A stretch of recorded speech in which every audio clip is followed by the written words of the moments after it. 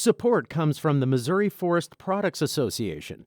Missouri produces wood pallets, railroad ties, white oak barrels, hardwood floors, and more. Details on the variety of products made in the state are at choosewood.com. Welcome to St. Louis on the Air. I'm Don Marsh. That massacre in New Zealand has prompted outrage around the world and brought understandable pain to Muslim communities. We wanted to get some sense of how Muslims in our region are reacting to all of that.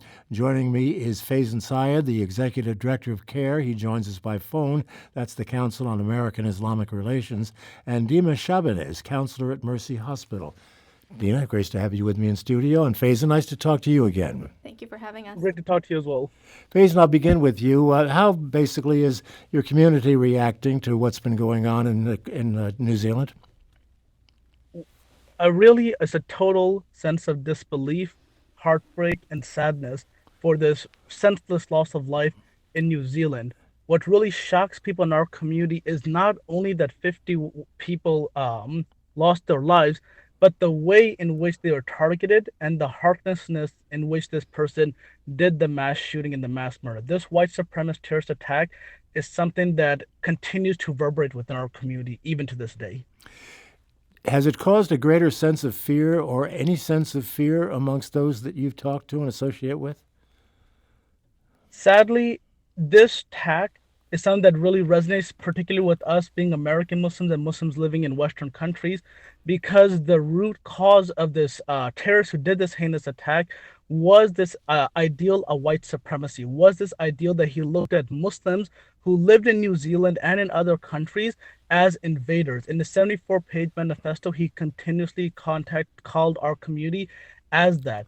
And because of this fear, there are movements within inside the United States, especially one of our associates with Florida, Hassan Shibli. There's starting to be movements of encouraging Muslims to arm themselves, to take security at our Islamic centers much more seriously, to make sure there are armed guards, and to even do active shooter training in the wake of the New Zealand attack. Dima, let me turn to you. Your reaction. What are your thoughts following all of this? Sadly, I wasn't as surprised as I wish I would have been with the way the news has been lately with all the hate and the racism. I figured it would be, it was just a amount of time before something like this would happen. It was very gut-wrenching. I unfortunately watched the video. It kept me up all night. I am also interning at an Islamic school on Fridays at the mosque, and to know that, we heard of the news on Thursday night and I had to be at the mosque on Friday, it brought a sense of responsibility. I am, if this was to happen at the mosque, I am now a protector of the children that I'm serving. I have to put my life on the line to make sure that they are safe. So it was just, sadness, not as much shock or surprise, but anger. And actually, I was also a little comforted by the way New Zealand came together after the massacre.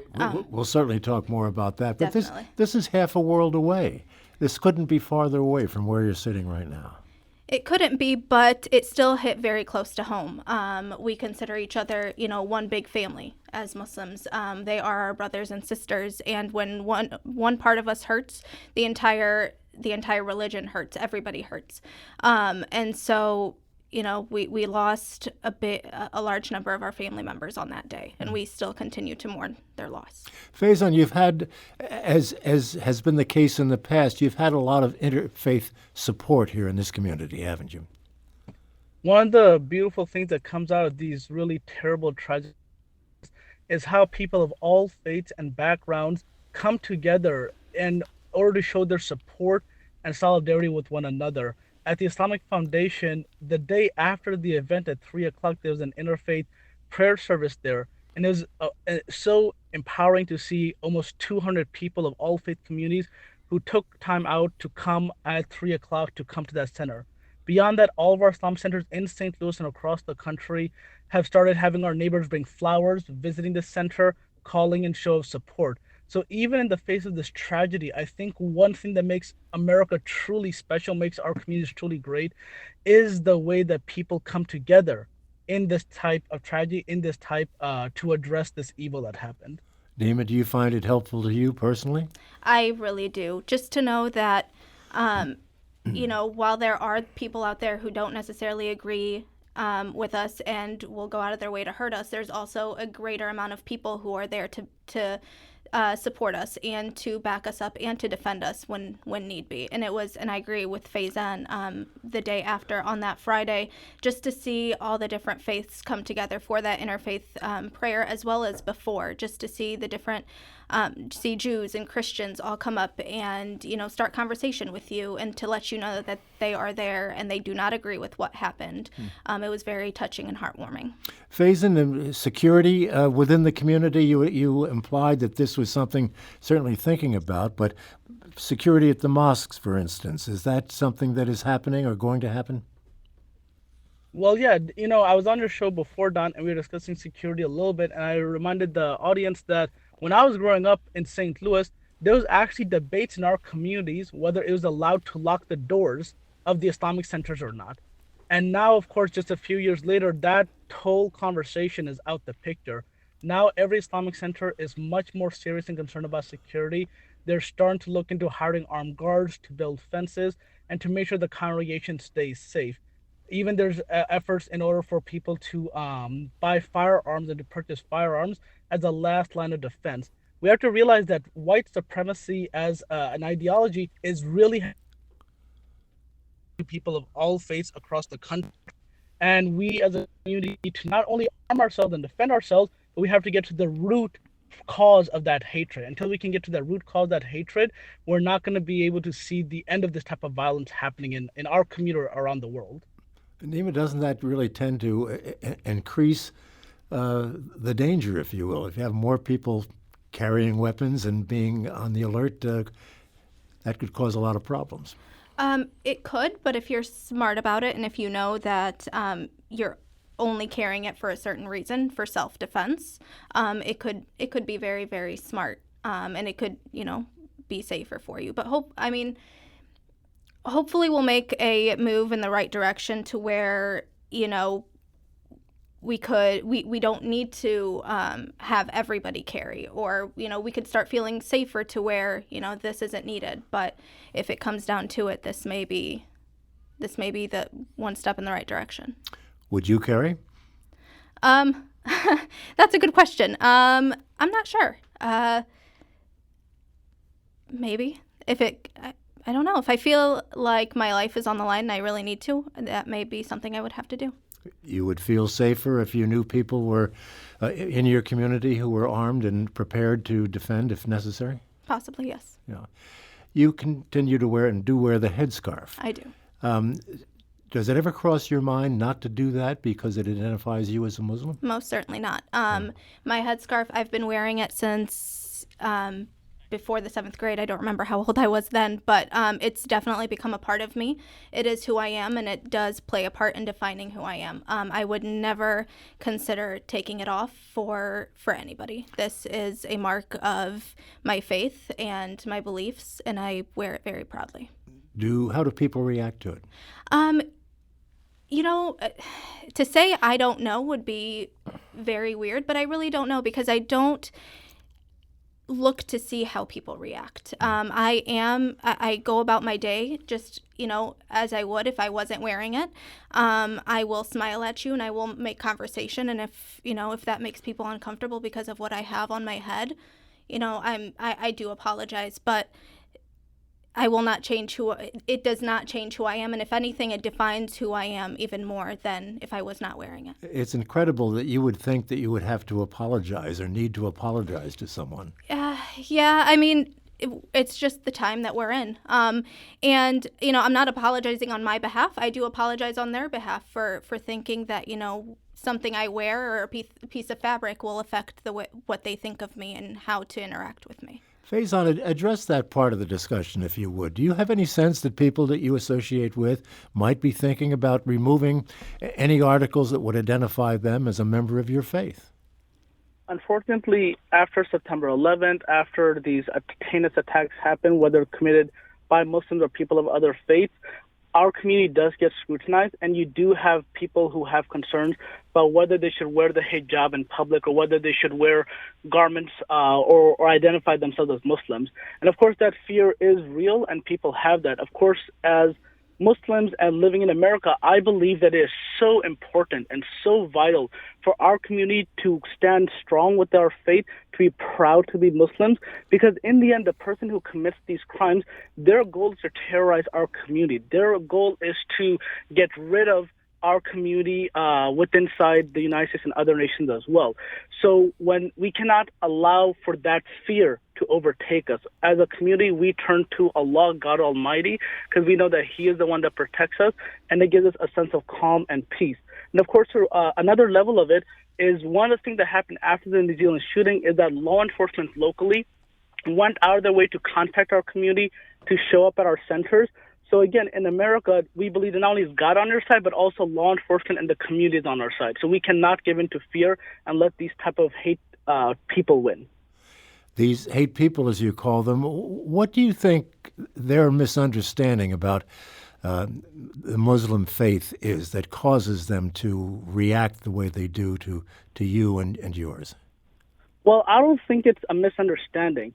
You have to understand that Islamophobia is not only a result of ignorance about Islam or Muslims, but Islamophobia is a type of racism. It's a type of bigotry that exists against our community. The ideologies behind Islamophobia fall around this idea that Islam A is not a religion, B, that Muslims have the secret agenda to take over the United States, and that they're trying to, do this type of thing, similar to anti-Semitism, similar to other hate ideologies that exist.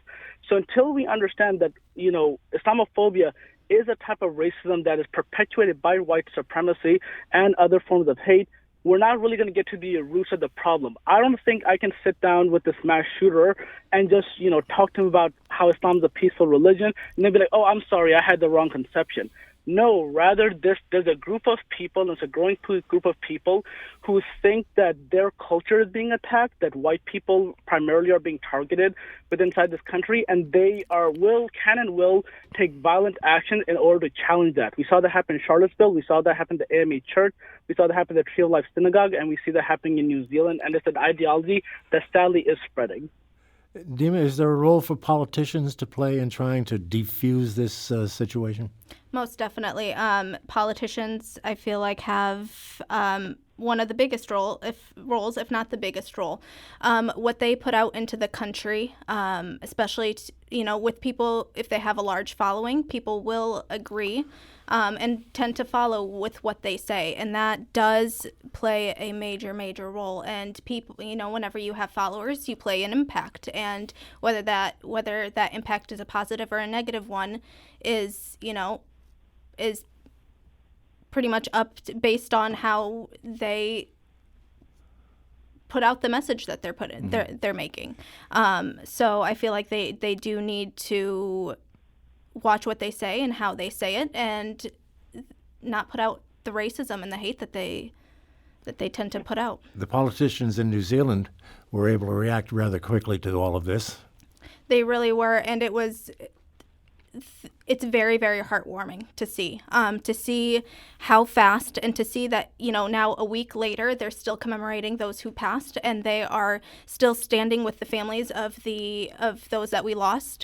Today in New Zealand, they did play the call to prayer all over the country, and the Prime Minister also, has been wearing a scarf, and she's been just her strength and her support for the families has just been remarkable, and it's unbelievable, and it's definitely she has definitely set the bar very, very high for other world leaders to follow.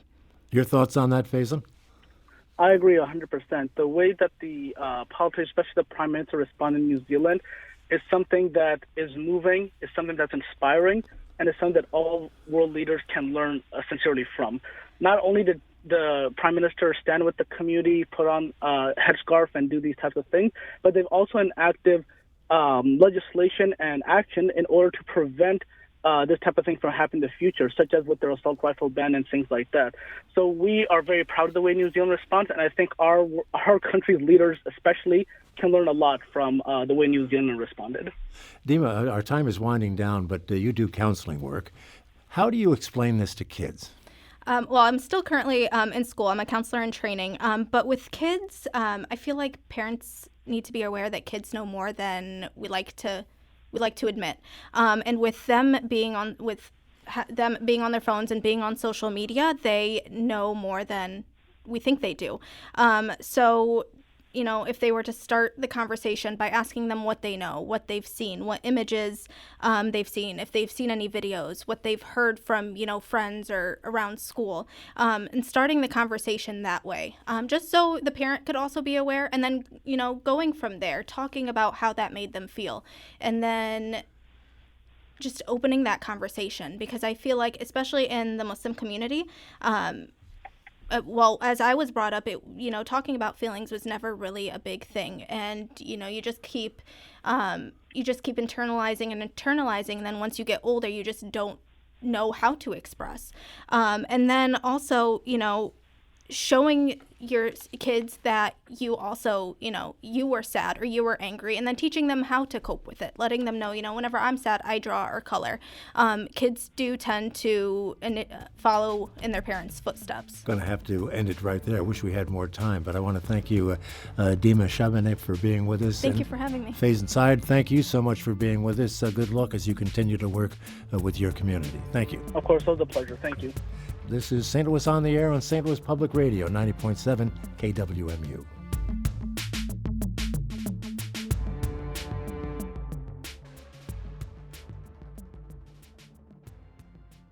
Support comes from Missouri Forest Products Association, committed to sustainable and sound conservation of the state's forests, which support more than 41,000 Missouri jobs, resulting in a $10 billion industry.